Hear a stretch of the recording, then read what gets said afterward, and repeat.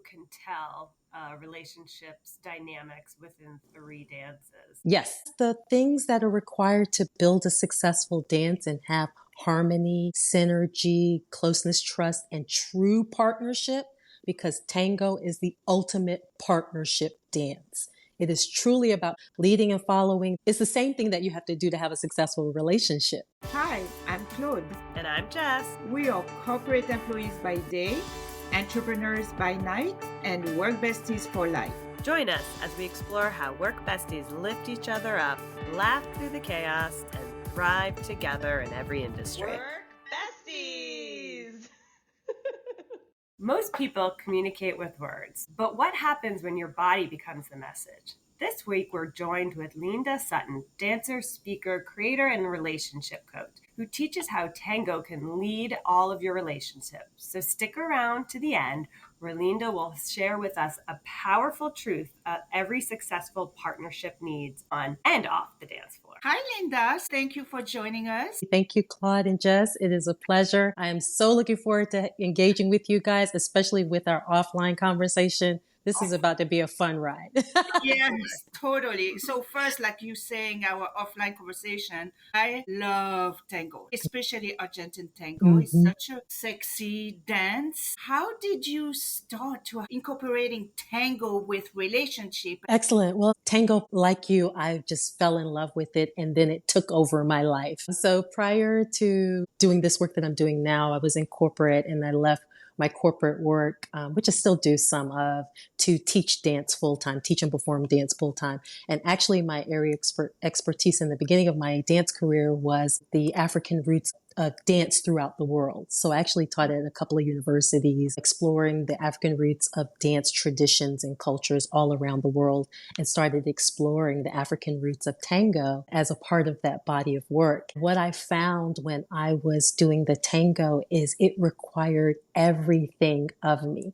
There was no faking the funk with tango. You have to be all in. You have to all be on the floor with your partner in order for it to work.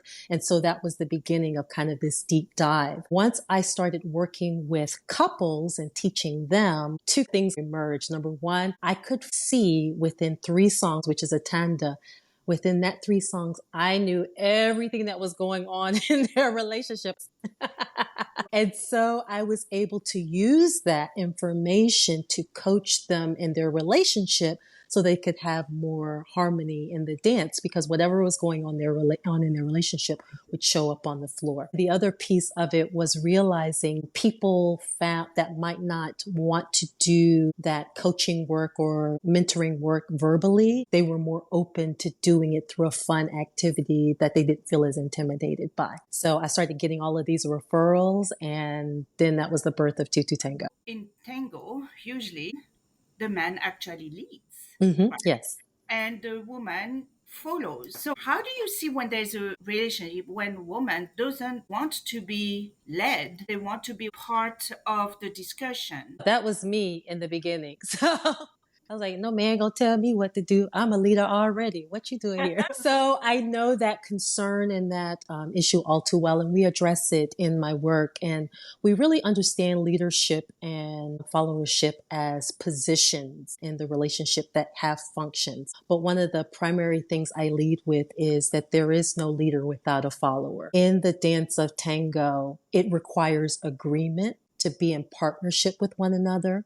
And in that partnership, there are roles that we take on that fulfill certain functions that allow us to thrive. And so a woman can still be a leader, and she just moves in the dance in a different function and role that unlocks a different part of herself. So we still value and honor those two positions, but it does not go without saying that if there is no agreement with the follower to be in that role and position, then there is no leader, and there's a respect for both roles and both functions in the dance. You just start in that role because of the positions. So the leader is the person who's initiating, and they are the person that's facing, if you will, the flow of traffic.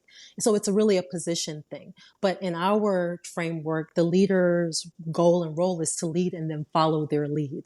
So they're taking on both functions even though their position is the leadership position. They have to lead and then they have to follow behind their leader. They lead and then the energy is passed to the follower to execute and then provide feedback. So there's kind of this circular energetic flow in the dynamics of the dance. Exactly. It's a dynamic flow of energy that passes from one person to the next and back to the other person throughout the dance. So once again, leading follower are positions in the dance, and the function is a dynamic flow of leadership and followership in the dance. With Argentine tango, the male role is supposedly the leader, but in many parts of the dance, it's actually the woman leading. Yeah. So to your point, there's that give and take, and it's, a lot of it's built off that trust of each other. Linda, I admitted this to you before we started recording that I actually have taken Argentinian tango class, and I was not very good because I was laughing the whole time. What would you give advice for people that couldn't get in the zone? The beautiful thing is that there's not just one way to do tango. Tango, even though there are the principles, the rules that govern the roles, and then the rules that govern the road, which is how you navigate, it is really about the couple.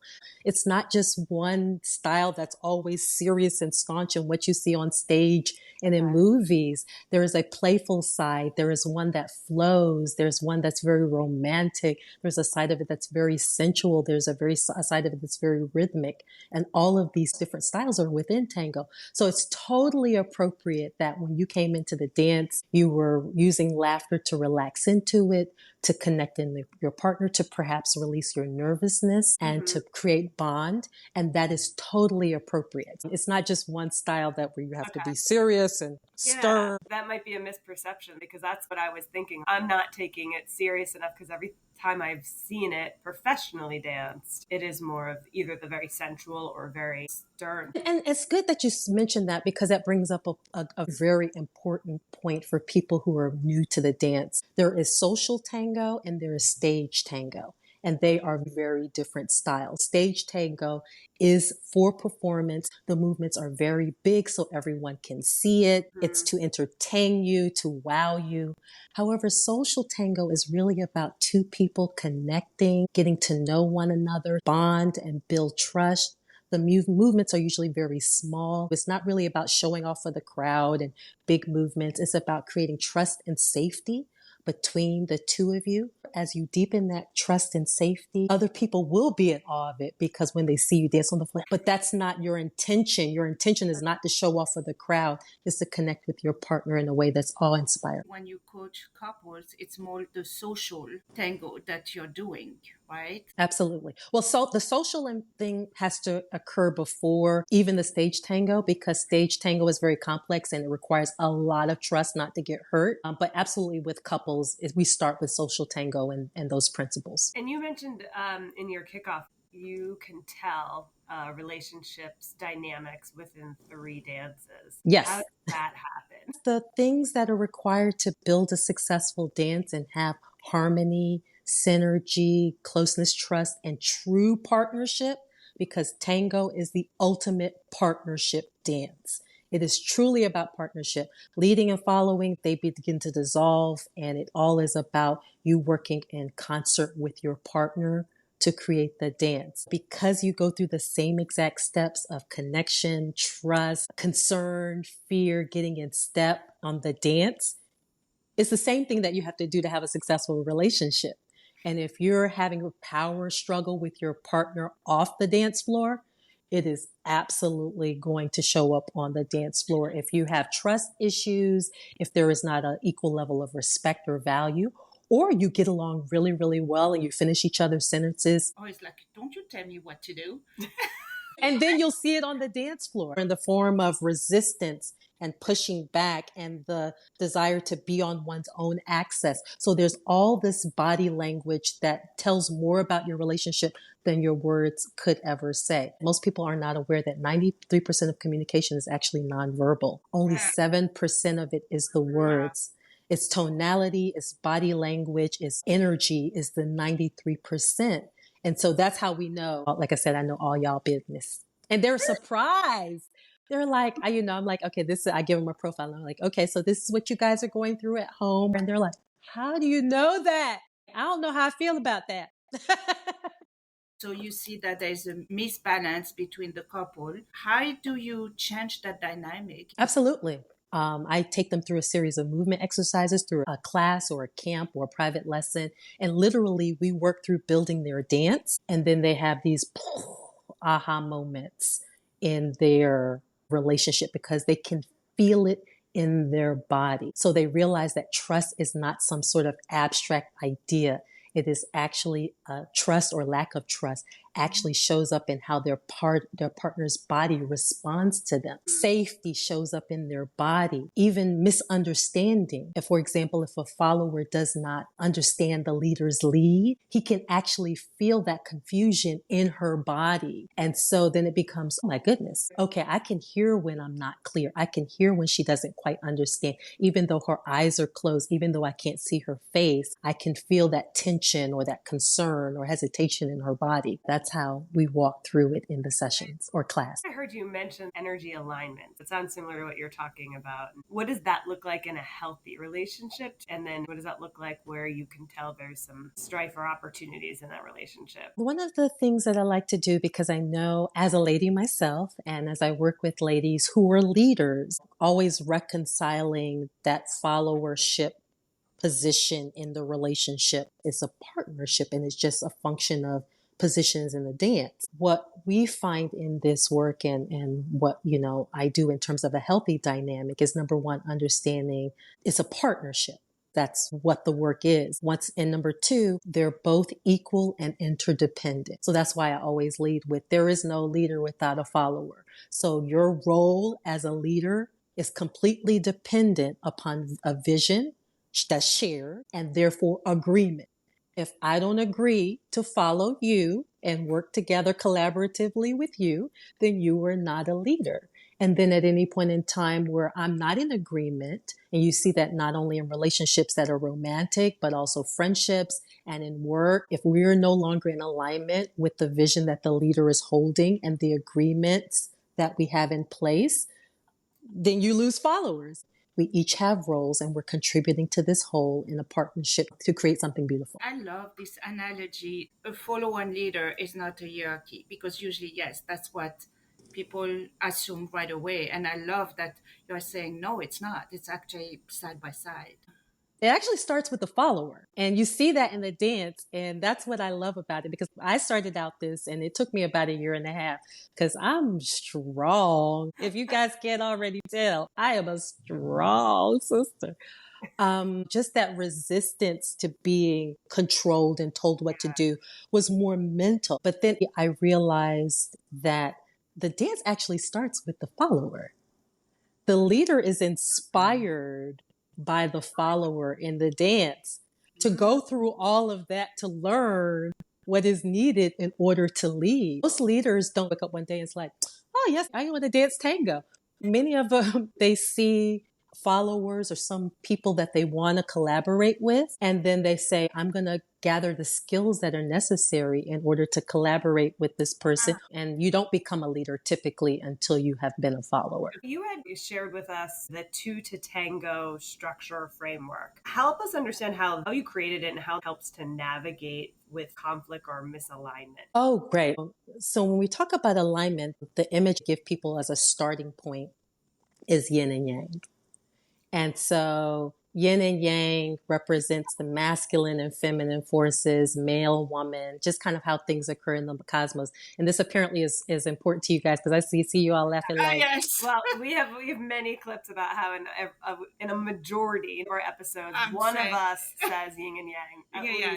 Because I do believe it. I always comment it was her, and then when I was doing the editing back to make a funny clip about it wound up being more me saying it.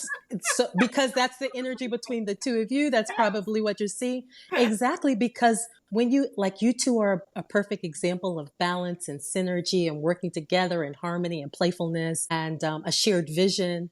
and partnership. And so it makes sense that yin and yang would be a natural way that you would describe or perceive your interaction. Right. Equally in the dance, when you talk about healthy, energetic alignment, this is what I like to say with couples, because there is a masculine and feminine, at least in the couples that I work with, there's man and woman. So there's a natural masculine and feminine dynamic. But what I also like to tell people is that most people focus on the masculine and the feminine, but they forget the little circles that are in that particular image that is of the other. So within yang, there is yin, and within yin, there is yang. And so when we were talking about that kind of flow of energy and dynamic that you see in the dance, where the lead leads and then follows his lead, and then once he passes the energy, the follower executes. So there's an initiation, which is activity. There's execution, which is activity. And so you see that kind of flow. That is the baseline that helps me to walk people through the framework. And then there's a way that you build your dance. You invite your partner, you approach your partner, you get into the embrace, you set the boundaries, and you express what your level of trust is. You make tests. And so you go through those stages in every single dance in order to have a successful dance. Well, if you go through those same exact steps in your interaction with your partner, you will get repeatable results. It's mind-blowing when you see it in action. And you mentioned a lot of this has to do with body language versus verbal. Knowing that a lot of the listeners are focused on continuing to develop the relationship with work besties, are there elements of this framework that they could incorporate into understanding their bestie by just reading body language? Yes. One of them is the principle of the embrace. Number two, the principle of the invitation, even though the invitation comes first, but I wanted to start with the embrace. And then the last one is leading and following your lead, which is a way of listening. So I'm going to start with the embrace because in some of your previous work, I've heard people talk about, people have different perceptions of their work relationship. Some of them think it's just professional. And so the boundary is that we're just professionals and never the twain shall meet in terms of other areas of my life. For some, we're besties, but it's only in a professional setting. So we don't really introduce our personal lives or other parts of ourselves to it. And then the other is we full on besties on at work, at happy hour. You coming to the barbecue at my house, my children's birthday parties. When my mama come and make apple pie, you come over and get a slice. So you have those kind of ways of perceiving. And I think one of the first places that people need to get clear about is determining the nature of the relationship and establishing what we call the embrace. And we have different embraces. We have an open embrace, a salon embrace, and a apolado embrace that represents levels of boundary. Like open embrace says, like professional, I'm going to be on my own. You're going to be on your own. We're going to interact as professionals. And that's the boundary. And that's okay. But you establish that up front and then you move through your connection, which is the embrace that way. In reverse, you have chest to chest contact, which is apilado, which means you're all in every area of your life. You're not on your own access and you bring together your professional lives, your personal lives, even sometimes your spiritual life together to really connect with each other, both in the workplace and out of the workplace. Once you've established that connection and then you interact with each other from there and then everything in between. So once you meet someone that you gel with, just be clear in your mind and communicate clearly to them where you feel comfortable in terms of the level of closeness. And then once you've established that, then move in that. And I say that because, some people like the two of you, it's like all in, like BFF, ride. And if she called me after work, I'm pulling off my earrings and I'm driving up and I'm saying, where you at? I'm pulling up, so to speak. Yeah. But then some people may not feel comfortable with that. But they really want to have a really, really close relationship within the professional boundaries. And that's okay. And that they can really share and connect. But then when they go home, like you say, in working with teams that are remote, they may never ever get to see each other physically because I'm in one country and my teammates in another country. So we may never get to engage that close, but we still may have a closeness that we can bring to our work. So that's the first concept. The second concept is the invitation, which is once again using verbal language. And usually that's how work besties meet each other. Like there's a chemistry, there is a pull, You feel like we're going to get along. I can see already from across the room. And then you're in that meeting and someone says something and you say something and you look at each other like, yeah, I see you at the water cooler. I can see it. So you have that eye contact. You see someone in their body language, perhaps in several meetings or in interactions, the way that their body language invites you in and lets you know, hey, I feel safe and comfortable with you. You can get closer, or even just the way they lean in when they talk to you. There's these nonverbal cues that you can use to get closer. We definitely use it in Tango, and we would use it here. And then I would say the last thing, which is how the energy moves in between, is that trust builds over time with Tango. Even though we may start out in the open embrace, as time moves on, I may feel more and more comfortable as I build trust to get closer and closer to you. In Tango, we do that, and I can see that happening in the work environment as well. It would be appropriate. You may start out as I'm feeling a little bit more guarded, perhaps because of the past, or I'm not sure. But then as we engage over time, we can build that level of closeness and deepen that trust. I was thinking, what's actually the opposite when you have one person that definitely wants to be your work bestie, like from the beginning, and someone trying to steal you from me? What's happening here?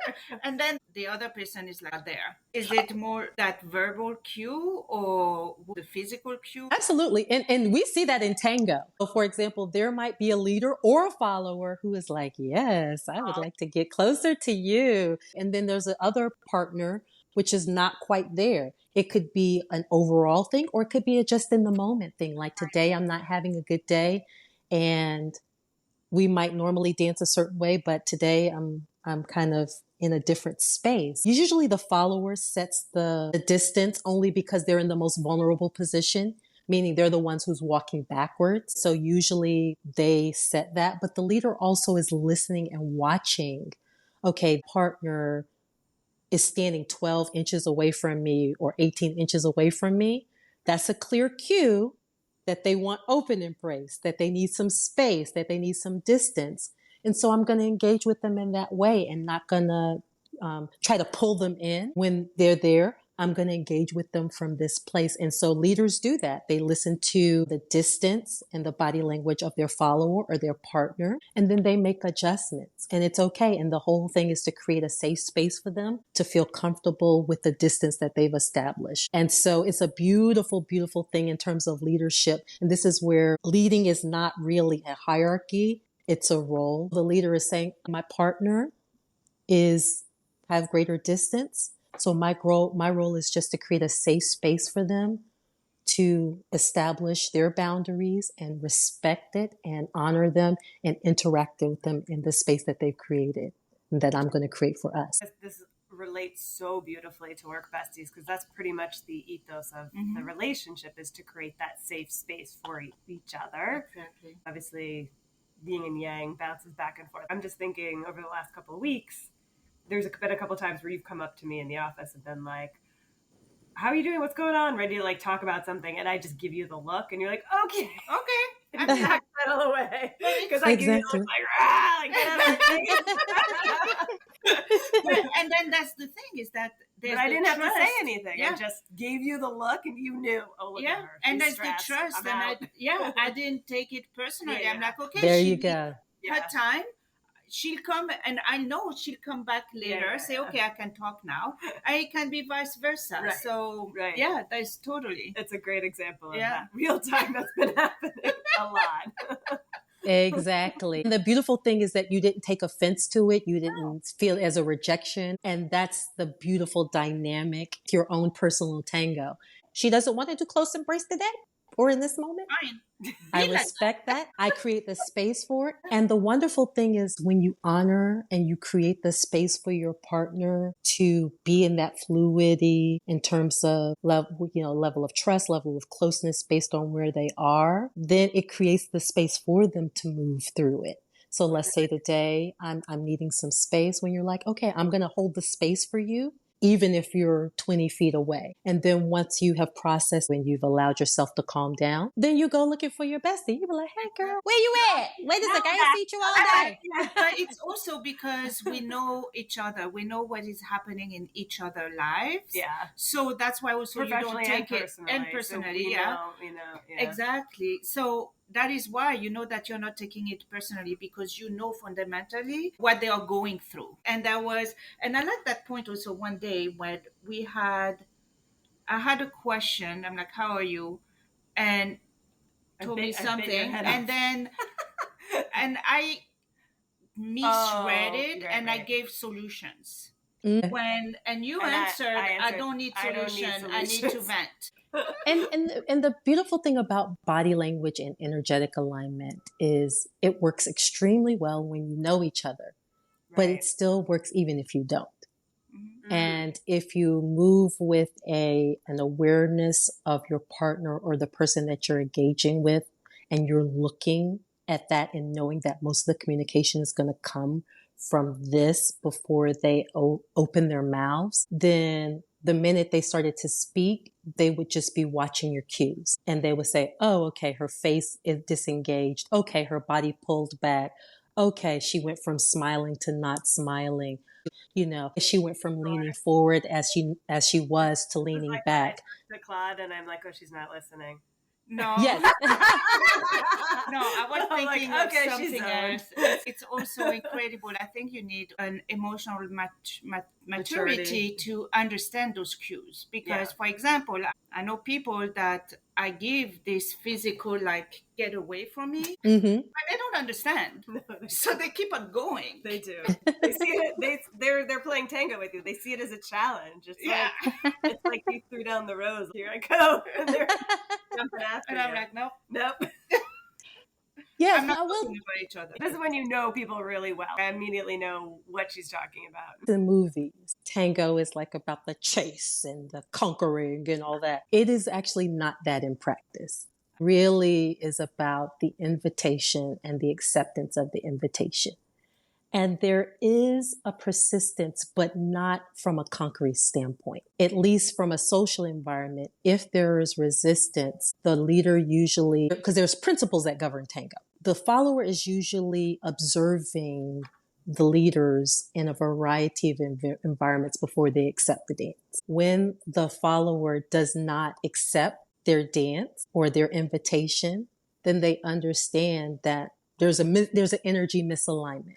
So the leader doesn't take that as I've got to conquer, as much as there's not invitation, there's not enough information, or there is a vibe misalignment. It doesn't mean that they'll never try again, because usually in social settings, if people are not already coupled up, you might be having an off day. I might check in later. But if she sends a very clear no, then they're like, okay, there's a vibe check. We're just not on the same page. Just like in work, just like in relationship, it's just not a fit, and you can still be in the same space and not be partners. Sometimes is the follower is not ready yet, right? Because you don't come. So the leader might try a bit later in a different way to really be able to look differently at the other person and work with them to make them secure and trusty. Absolutely. That's the same way in terms of work. As you're getting to know your coworkers, you're a new person on the team. You're still trying to figure out who you vibe with, who you can trust, because you can't trust everybody at work. Everybody not trustworthy. As you go through that, you may have the welcoming team like, hi, welcome. But that new person is like, I'm not sure yet. And so you don't stop making a space for them to feel welcome just because in that first couple of days, they're still trying to feel it out. You create the space for them, and then you allow them to observe and make their decisions, and you honor that. Have you ever had a bad partner on the dance floor, and how did you overcome that? Ooh, chair. Yes. Not what I thought you were going to respond with. You don't get to dance this long and not have bad partners. It's less so nowadays because I take the time to observe my partners before I accept their invitations. At this point, I can see some of the things that may not align with me. I definitely listen to my gut and listen to the energy, because it is an energy. If something in my energy says, maybe not, then I trust that the body exchange that's going on. But early in my career, I felt like you couldn't say no. Okay. You want to be nice and you want to accept everybody. And the gentleman was basically trying to get me to do something, and it wasn't working. What I was receiving from them was not what they were leading. And so that's usually where it occurs. It's not usually that they're a bad leader. It's that they're not realizing that the signal that they're sending is not what's coming across, and they are not yet aware that it's your leadership, not necessarily she's not doing it right. She's just there to follow, and that there's some feedback. The way that I learned to handle it was that I say, I'm just here to follow. And that works? It does. Helps them recognize that they're misaligned in what they're leading. That communicates the cause and effect, because leading and following is a cause and effect. So I'm the leader. So whatever I do is what's impacting you. If what's coming out is not what I want to see, then it's for me as a leader to make the adjustment. It doesn't matter whether or not they're getting it right. They know what to do or don't know what to do. It's for them to understand, at least in the dance, that because we're in a space where there's safety issues, if something is not going as you need it to go, then I put the onus back. And because the leadership role is to initiate, and then mine is to execute. So I just give them a gentle reminder that I'm just here to follow. And then they're like, that's right. It's a very subtle way, but because they understand when I say I'm just here to follow, they're like, so she's putting it back on me. I'm the one who's leading this, and what I'm seeing is a function of what I'm doing. And so that's how I resolve it now. And I also teach my followers to do that gracefully. We're so used to verbal communication. We don't think that that's sufficient. But what I use is my body language to just be in a non-combative position. I just stand and I wait. And then they're like trying to get it to do. And I'm not understanding. I just wait. And then if they do something and it's not working out, I stay. And that's actually, I become a great follower. I would stand and I wouldn't move. Whatever they led, I would go to that position and then I would stay there. I wouldn't try to correct it. I wouldn't try to make it right. I wouldn't try to tell them it was right or wrong. I would just give them the space to see it. And then they realize, oh, she is a reflection of my lead. And then they would make the adjustment. It doesn't take much more. That is so interesting. It goes back to the hierarchy between, follower and leader. You actually, a follower has so much power as well, right? I think that's why it's not a hierarchy. Exactly. You're equal the whole time. Exactly. How are you helping each other? And that is so interesting to say, like at the beginning, I was saying to the question, oh, usually it's the man that is leading, but there's a power in both situation, and the follower can actually impact the leader and make him change. And that is what is so fascinating. That is actually why I dance tango professionally. Once I had that breakthrough, because I used to perceive the follower as a position of weakness. Yeah. Because of that. That was where my resistance was, as opposed to it is truly a position of power. And even more importantly, it reflects the interdependence of what it means to be in partnership with a man or another person. So when you talk about impact, the second thing is, once you're okay with being a translation and an amplification of their energy, it actually unlocks something within you as a follower. Let me just back up with one thing. The leader initiates, the follower executes. So the leader sends the energy, and the follower is the physical expression of the energy that the gentleman has sent out. Everything that she is just taking energy and showing it to the world. She actually amplifies it. So the gentleman understands, for every centimeter of lead, you're going to see 6 inches of movement in the woman. That, number one, is just extraordinary to realize. It's like, wait a second. You literally are an exponential expression of all the power that you receive. So anything that anyone gives you, you have the ability in life and work to expand it and express it in a very large, powerful, creative way. And then the second thing is once I realized, then it allowed me, because I am such a strong leader in other areas, to really tap into how powerful I could be as a follower and to be that pure expression and be that pure feedback. So one of the reasons why I've done so well and excel professionally is because I have a reputation for being a pure follower. So all the men that dance with me know what they are giving. I am going to be an exact quote unquote reflection of that. So then they really know that the onus is on them. They really can't blame their followers on what's going on. They have to take full responsibility and ownership for everything they initiate. And I just am giving them feedback, pure, without any, you got it wrong, you got it right. And it's a really powerful thing when I'm working with leaders for them to realize that, because then they have a completely different interaction with their followers, with their employees, with their children, with their wives, because when they understand everything they initiate is showing up in the world back to me in an amplified fashion. And if I want to see something different in the world, then I have got to change what I am doing, how I am leading, how I'm approaching another person, because they're just going to give back to me what I give. And it's going to be bigger. It's incredible how, and until we had this podcast and we started to talk, I never thought of the relationship in dancing can be applied to leadership also at work. It's great to have this analogy, and it's so much easier than to apply as a leader in at work to apply that dance thoughts. Absolutely. We're talking about work. And so leadership typically is in the workplace hierarchical from an organization standpoint.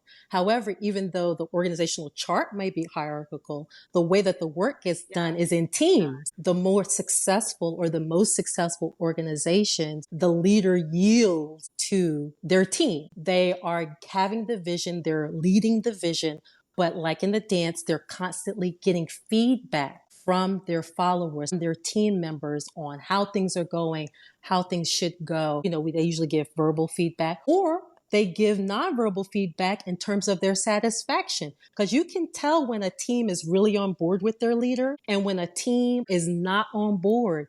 Their body language, how they perform, is a direct reflection of their relationship to their leader or their team members. I come in, I just give the bare minimum. I don't really engage and participate in the meetings. That's a sign to leadership that you want to engage that person, and it's feedback for you to make adjustments. And as a follower or leader was giving you something and you say that you expanded 6 times. The same thing, if you're a good leader, you want your team to shine, to receive whatever you can give, and then they can go make it this beautiful project. And that's what you see in the dance. When you see a couple dance, who are you watching? The woman, actually. Exactly.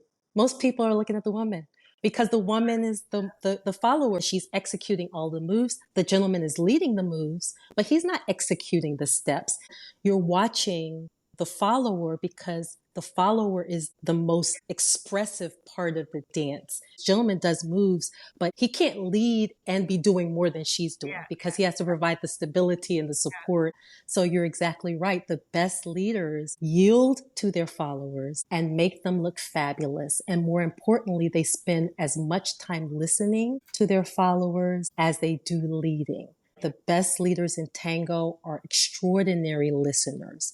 They're listening to everything that's going on with their follower in her body and making adjustments every single step. We get so caught up in the bigness of the dance. The reason that our framework works is because this feedback conversation is happening with every single step. You can't get to the next step until you execute this one fully. And that's why within 3 to 5 steps, if it's not working, the dance falls apart. It doesn't take 10 minutes of dancing for the dance to fall apart. It falls apart within 3 to 5 steps. Linda, if our listeners want more of this connection or harmony or feel like they're missing this passion in their lives, where should they start? I just recently released a book called It Takes Two to Tango, using the secrets of the dance to create a passionate partnership. There's 22 intricate steps that you use to build a dance, and I draw the parallels on how you can build that in the relationship. I also have some materials on my website, lindadsutton.com /ebook. For people that are just afraid of dancing itself, they can start there to get over their fear and trepidation of dancing before they start the next phase of dancing with another. Thank you so much, Linda. Really, it was a very enlightening episode. We truly love it, and we can really and apply that dance metaphor to our everyday relationships. Work Bestie, if you love this episode as much as we did, don't forget to follow, subscribe, and also send it to your work bestie. Thank you. Thank you so much for having me. Ciao. Remember, whether you're swapping snacks in the break room, rescuing each other from endless meetings, or just sending that perfectly timed meme, having a work bestie is like having your own personal hype squad. So keep lifting each other up, laughing through the chaos, and of course, thriving. Until next time, stay positive, stay productive, and don't forget to keep supporting each other.